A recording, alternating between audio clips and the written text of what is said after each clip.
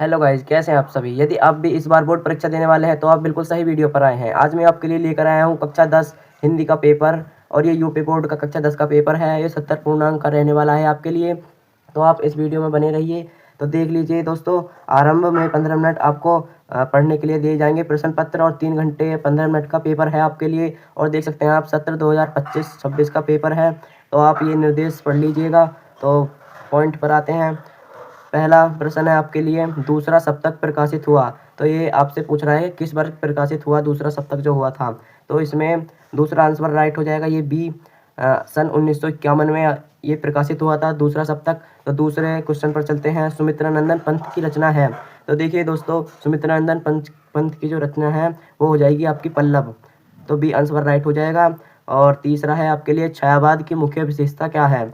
तो इसमें ए राइट हो जाएगा, प्रकृति का मानवीकरण इसकी मुख्य विशेषताएं मानी जाती हैं। प्रश्न नंबर 4, मैथिली शरण गुप्त किस युग से संबंधित हैं। तो ये है द्विवेदी युग से संबंधित। दोस्तों, पांचवा प्रश्न कह रहा है कि केशव को कठिन काव्य का प्रेत किसने कहा। रामचंद्र शुक्ल जी ने कहा था इनको कठिन काव्य का प्रेत। तो इसमें ए आंसर राइट हो जाएगा आपका। तो अगले प्रश्न पर चलते हैं इसी के साथ। तो देखिए गाइज, छठवां क्वेश्चन कह रहा है कि अजातशत्रु नाटक के नाटककार कौन है। तो अजातशत्रु नाटक के नाटककार हैं जयशंकर प्रसाद, आपको पता ही होगा, बहुत आसान है। सातवां क्वेश्चन है कि इलाल चंद्र जोशी की कहानियों का विषय है। तो इसमें मनोवैज्ञानिक है इनकी कहानियों का विषय। तो बी राइट हो जाएगा। इसी के साथ आगे बढ़ते हैं। आठवां क्वेश्चन कह रहा है कि सन 1018 से 1936 ईस्वी तक का समय है। तो आपका ये बी आंसर राइट हो जाएगा। शुक्ल युग की समयावधि दी गई है ये। तो इसमें बी शुक्ल युग राइट हो जाएगा आपका। तो देखिए दोस्तों, नौवां क्वेश्चन है कि इसमें सही मिलान करना है। तो देखिए तो दिए हैं, तो इसमें ए आंसर राइट हो जाएगा आपका। गे खे गे घे के, ये राइट हो जाएगा आपका। देखिए गाइज, इसमें 10वें में कह रहा है कि निम्नलिखित में से उपन्यास है। तो देखिए, सेवा सदन हो जाएगा, और विराट की पद्मिनी हो जाएगा, और चित्रलेखा हो जाएगा। ये कफन नहीं होगा, तो इसलिए तीसरा आंसर राइट हो जाएगा। पहला, दूसरा और चौथा इसमें ये उपन्यास है। और 11वें पर चलते हैं। करुण रस का स्थायी भाव होता है, आपको सबको पता है करुण रस का स्थायी भाव होता है शोक। तो सी राइट हो जाएगा। तो चलिए अगले प्रश्न पर चलते हैं। तो देखिए गाइस, 12वां क्वेश्चन कह रहा है कि ये सोहत ओढ़े पीठ पट शाम सलोने गात मनो नीलमणि शैल पर आतप परियो प्रभातम। इसमें कौन, इन पंक्तियों में कौन सा अलंकार है ये बताना है हमको। तो इसमें उत्प्रेक्षा अलंकार है, बी राइट हो जाएगा। और 13वां क्वेश्चन है कि यह एक सम्मात्रक छंद है, इसमें 4 चरण होते हैं, प्रत्येक चरण में 11-13 मात्राएं विराम से 24 मात्राएं होती हैं। किस छंद का लक्षण है। तो आपको पता ही है कि रोला छंद का लक्षण है ये। तो बी सही हो जाएगा इसमें। 14वां कह रहा है कि प्रहार शब्द में किस उपसर्ग का प्रयोग किया गया है। प्रहार उपसर्ग, आपको पता ही है कि उपसर्ग जो शब्द, वे शब्दांश जो शब्द के पहले जुड़ जाते हैं और अर्थ में परिवर्तन ला देते हैं, उन्हें उपसर्ग कहते हैं। तो इसमें प्रहार में प्र उपसर्ग है, पहला आंसर राइट हो जाए। तो 15वां क्वेश्चन कह रहा है कि पंचतंत्र में कौन सा समास है। पंचतंत्र में द्विगु समास हो जाएगा, बी आंसर राइट हो जाएगा। तो अगले प्रश्न पर चलते हैं। प्रश्न नंबर 16, अर्थ के आधार पर वाक्य कितने प्रकार के होते हैं। अर्थ के आधार पर वाक्य 8 प्रकार के होते हैं, डी राइट हो जाएगा। अगले प्रश्न पर चलते हैं। 17वां प्रश्न कह रहा है कि आंसू का तत्सम रूप क्या है। आंसू का तत्सम रूप होता है अश्रु, डी राइट हो जाएगा आपके लिए। प्रश्न नंबर 18, कर्म वाच्य में प्रधानता होती है। कर्म वाच्य में कर्म की प्रधानता होती है, आपको याद रखना है, और सी इसका ऑप्शन जो है राइट हो जाएगा। प्रश्न नंबर 19, ताभ्य शब्द में वचन और विभक्ति है। ताभ्य शब्द में वचन और विभक्ति है, इसमें डी चतुर्थी विभक्ति बहुवचन, इसमें राइट हो जाएगा। आपको ज़रूर याद रखने हैं, ये आ सकते हैं एग्जाम में। तो आपको बिल्कुल सही तो कोई नहीं बताएगा, पर इसमें से कुछ आ सकता है, और सभी जो पेपर बताते हैं उनमें से भी कुछ ही आता है, सारा कुछ नहीं आता है। इससे आपकी थोड़ी बहुत तो तैयारी हो ही जाती है, इसलिए मैं कह रहा हूँ कि ध्यान से पढ़ें इन्हें भी। प्रश्न नंबर 20, लास्टवा क्वेश्चन है आपके लिए, लास्ट ऑब्जेक्टिव। निम्नलिखित शब्दों में सर्वनाम है। सर्वनाम तो आपको पता ही है कि कोई सर्वनाम हो जाएगा, इसमें सी राइट हो जाएगा। तो ये ऑब्जेक्टिव खत्म, यानी कि बहुविकल्पीय प्रश्न ये समाप्त हो चुके हैं। तो अब खंड ब पर चलते हैं और उसमें देखते हैं।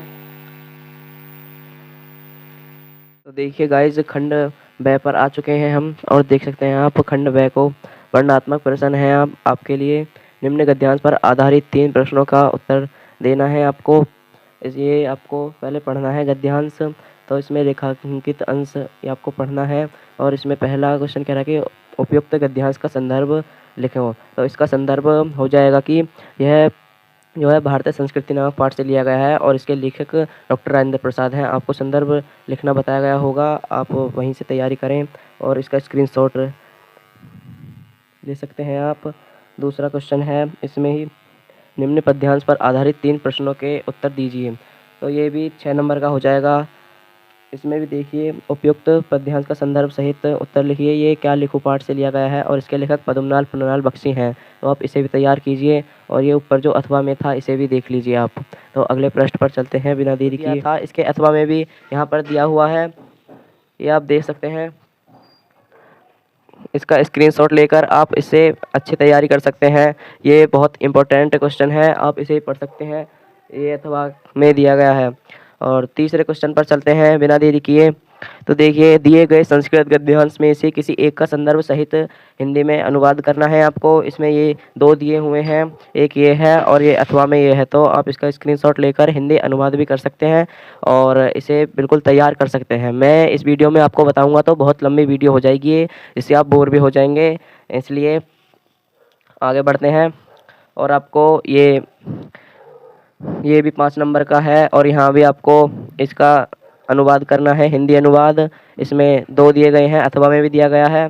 तो आप इसका स्क्रीनशॉट लेकर अच्छे से, पूरे का स्क्रीनशॉट लेकर के अच्छे से तैयारी करें और बोर्ड एग्जाम में टॉप करें। तो देखिए दोस्तों, 5वां क्वेश्चन कह रहा है कि अपने पठित खंड काव्य के आधार पर निम्नलिखित प्रश्नों में से किसी एक का उत्तर दीजिए।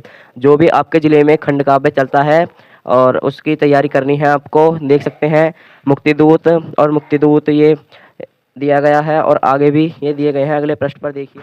तो दोस्तों, अगले प्रश्न पर भी आप देख सकते हैं, आपके ज़िले में जो भी खंड काव्य चलता है उसी के आधार पर आपको ये लिखना है। आप पूरे का स्क्रीनशॉट ले सकते हैं, देख लीजिए आपके खंड काव्य जो भी चलता है आपके ज़िले में। तो देखिए गाइज, छठे क्वेश्चन पर चलते हैं। दिए गए लेखकों में से किसी एक का जीवन परिचय करना है आपको। यहाँ डॉक्टर राजेंद्र प्रसाद, रामधारी सिंह दिनकर, आचार्य रामचंद्र शुक्ल। तो देखिए गाइज, मैं आपसे झूठ नहीं बोल रहा हूँ, मैंने भी बोर्ड परीक्षा दी है पिछले साल, इसलिए आपके लिए अब पेपर लेकर आया हूँ मैं।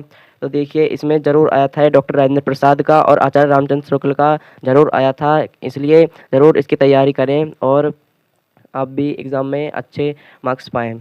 तो इसी के साथ अगले प्रश्न पर चलते हैं। तो देखिए, वो तो हो गया गद्य का और ये है पद्य का। दिए गए कवियों में से किसी एक का जीवन परिचय देते हुए एक प्रमुख रचना का उल्लेख कीजिए। तो देखिए दोस्तों, इसमें से बिहारी लाल, सूरदास और मैथिली शरण गुप्त में से किसी एक का आपको जीवन परिचय देना है और उनकी प्रमुख रचना का नाम लिखना है। बहुत आसान है ये, तीनों में से कोई एक करना है। तो देखिए दोस्तों, प्रश्न नंबर 7 कह रहा है कि अपनी पाठ्य पुस्तक में जो भी कंठस्थ कोई एक श्लोक लिखिए जो इस प्रश्न पत्र में न आया हो। कोई आपको श्लोक लिखना है जो इस प्रश्न पत्र में न हो। आपको कोई भी 2 लाइन का श्लोक लिख देना है और आपको यहाँ पर 2 नंबर मिल जाएंगे। 8वां क्वेश्चन कह रहा है कि निम्नलिखित में से किन्हीं 2 प्रश्नों का उत्तर संस्कृत में देना है आपको। इसमें से किसी का भी, ये 5 दिए गए हैं, इसमें से किसी का भी 2 का देना है आपको आंसर, संस्कृत में ही देना है आपको ये। तो प्रश्न नंबर 9 कह रहा है कि निम्नलिखित में से किसी एक विषय पर निबंध लिखिए। आपको इस बार देखिए निबंध भी लिखने को जरूर आएगा। पर्यावरण प्रदूषण, विज्ञान, अभिशाप या वरदान, यातायात के नियम और जनसंख्या, लाभ या हानि। आपको चारों में से किसी एक पर लिखना है और ये 200 शब्दों में होना चाहिए अधिकतम और 7 नंबर का हो जाएगा ये आपके लिए। तो 10वां क्वेश्चन और लास्ट क्वेश्चन है आपके लिए। उत्तर मध्य रेलवे को एक ऐसा शिकायती पत्र लिखिए जिसमें ट्रेन में साफ सफाई और सुविधाएं न उपलब्ध होने का उल्लेख हो। तो देखिए दोस्तों, इसमें अथवा में भी दिया गया है, अपनी रुचियों का उल्लेख करते हुए अपने मित्र को पत्र लिखिए। ये 4 नंबर का हो जाएगा। तो देखिए गाइज, आपका पूरा पेपर तो समाप्त हो चुका है और ये वीडियो मैंने बहुत मेहनत से बनाई है, इसलिए आप इसे एक लाइक ज़रूर करें और वीडियो समाप्त करते हैं और सब्सक्राइब करना ना भूलें। राम राम भाइयों।